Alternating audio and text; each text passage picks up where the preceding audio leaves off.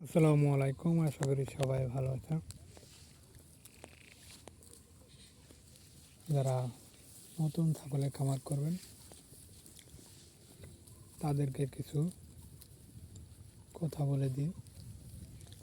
আপনারা যারা ছাগল লালন পালন করতে চান, ছাগলে প্রচুর লাভ।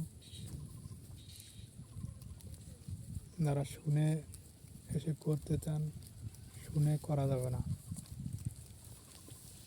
ছাগল অমুকের 100 ছাগল, তমুকের 150 ছাগল, কিন্তু তার পিছনে যে কত মেহনত করা লাগছে এটা সেই জানে, সে ছাড়া আর কেউ জানে না। আপনারা যদি ছাগলের ফার্ম করতে চান, আগে ছাগলের সম্বন্ধে জানতে হবে, কোন ছাগলে বেশি লাভ।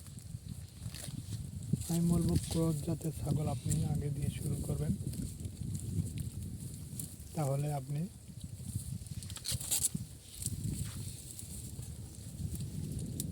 লাভবান হতে পারবে না ইনশাল্লাহ।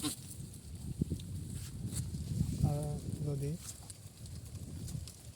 এই ছাগল সহজেই আবহাওয়ার সাথে মিশে যায়, আমাদের দেশের আবহাওয়া খুব ক্রস জাত ছাগল মিশে যায়,